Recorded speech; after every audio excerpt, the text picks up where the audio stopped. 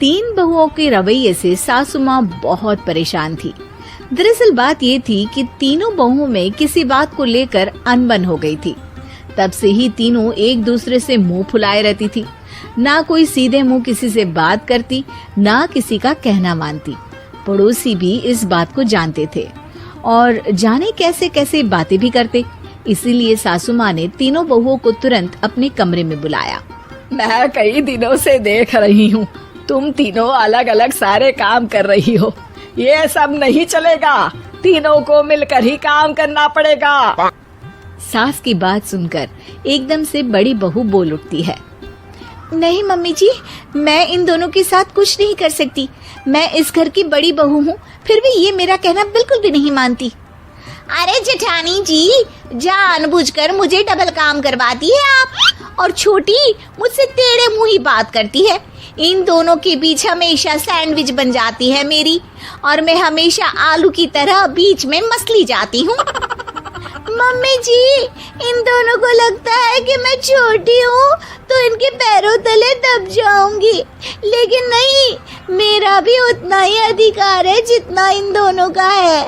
बड़ी आई दोनों मेरी चुगली करने के लिए, मुझे क्या कम समझ रखा है।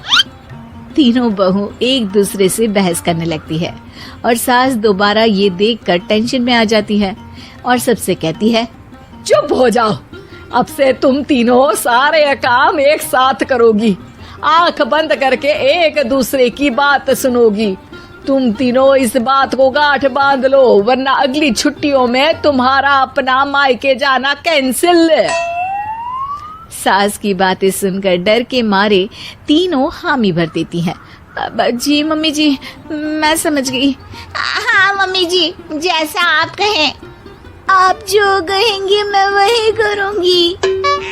तीनों बहू सास की बात को गांठ बांध लेती है और वादा करती है कि अब से सारे काम वो तीनों एक साथ मिलकर ही करेंगी। ये सब देखकर सास खुश हो जाती है और वहाँ से चली जाती है। नीचे जाकर वो देखती है कि घर में शर्मा जी आए हुए होते हैं। सास जोर से आवाज लगाकर कहती है, अरे बहू, जरा चाय बनाकर तो लाना, शर्मा जी आए हैं। सास की बात सुनकर तीनों बहू तुरंत किचन की ओर भागती है और चाय बनाना शुरू कर देती है।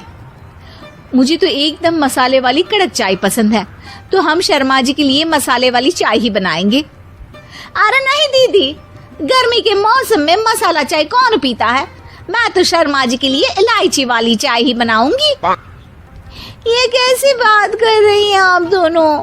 मेरी मम्मी ने सिखाया है कि मेहमान को ज्यादा दूध और शक्कर वाली चाय देनी चाहिए, वरना वो घर वालों को कंजूस समझते हैं। तो मैं तो शर्मा जी को ऐसी ही चाय दूंगी। तीनों बहुएं अपने अपने तरीके से चाय में शक्कर, मसाला, पत्ती सब डाल देती है। उबलने के बाद तीनों मिलकर चाय बाहर लेकर जाती है और शर्मा जी और सासू माँ को देती हैं। चाय पीने के बाद शर्मा जी सासू माँ को देखकर शर्मा जाते हैं और शर्मिंदा महसूस करते हैं कि आखिर उन्होंने चाय पीने के लिए हामी क्यों भरी। सासू माँ भी चाय पीना शुरू करती है और कहती हैं, अरे बहू, ये कैसी चाय बनाई है? चाय है या मीठे दूध की बासुंदी? हाँ, चाय अच्छी नहीं लगी क्या? कोई बात नहीं, हम पराठा बनाकर लाते हैं। चलो चलो अंदर। हाँ हाँ चलो, हाँ आती हूँ मैं भी। नहीं नहीं, मेरा पेट चाय ने ही चौपट कर दिया, वही काफी है। पराठे से पोपट नहीं करवाना, मैं तो चलता हूँ। शर्मा जी चुपचाप पतली गली से निकल जाते हैं। अगले दिन सास बहुओं से कहती है, अरे बहू, जाओ जाके ऊपर के गेस्ट हाउस की सफाई कर दो। कल हमारे यहाँ मेरे दूर के रिश्तेदार आने वाले हैं, तो पूरे कमरे को चमका देना, समझी? तीनों बहू सास की बात को मानकर ऊपर सफाई करने चली जाती हैं और तीनों कमरे की सफाई चालू कर देती है। बड़ी बहू मकड़ी के जाले साफ करती है, तो बीच वाली झाड़ू लगाना और छोटी वाली सर्फ डालकर जमीन धोना शुरू कर देती है।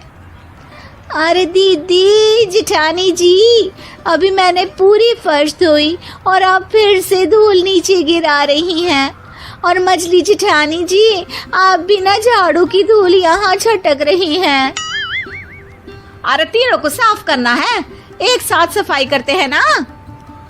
अरे वही तो, हम साथ साथ हैं, घर साफ साफ है। तीनों बहू ऐसे ही काम में उलझ जाती है और 2 घंटे तक एक ही कमरे की सफाई करती रहती है। बहुत देर से अपनी बहुओं को ना देखने के कारण सास ऊपर कमरे में उन्हें देखने जाती है, लेकिन कमरे में घुसती ही वो गीली फर्श पर फिसलने के कारण नीचे गिर जाती है। ओरी मोरी मैया, हड्डी मरोड़ के रख दी। आए मेरी तो कमर ही टूट गई रे। तीनों बहुएं सास को उठाती हैं और बिस्तर पर सुला देती है। अरे मेरे हाथ पैर दर्द कर रहे हैं, दबा दो, आराम मिलेगा। हाँ जी माँ जी। अरे जी माँ जी, जी माँ जी। और तीनों बहुएं एक साथ सास के हाथ को दबाना शुरू कर देती है। माँ की तो चीख ही निकल जाती है और नतीजा ये होता है कि सास के बचे हुए शरीर में भी दर्द उठ जाता है।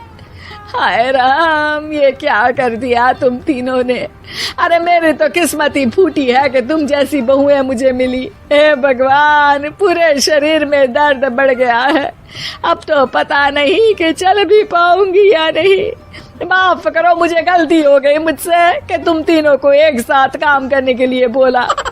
सोचा था तीनों मिलके अच्छे से काम करेगी, लेकिन बड़े बुजुर्ग सही कहते थे कि 3 तिगाड़ा काम बिगाड़ा। तुम लोगों ने ये बात ना आज साबित करके दिखा दी। तुम तीनों को तो समझाना यानी मानो भैंस के आगे बीन बजाना है। तुम्हें अकेले अकेले काम करना है ना, तो अब से तुम अकेले ही अपना अपना काम करो। तीनों बहुएं वहाँ से जाने लगती है। अरे कहाँ जा रही हो? आप ही ने तो कहा कि अपना अपना काम तो मुझे मुल्तानी मिट्टी लगानी है। अरे मुझे भी तो नेल पॉलिश लगानी है, मुझे ना मेहंदी लगानी है। सास अपना सर पीट लेती है और कहती है, अरे मुझे भी लगाना है कुछ। क्या माँ जी? क्या माँ जी? क्या माँ जी? तुम्हारे घर वालों को फोन तुम्हारी हरकतें बताने के लिए।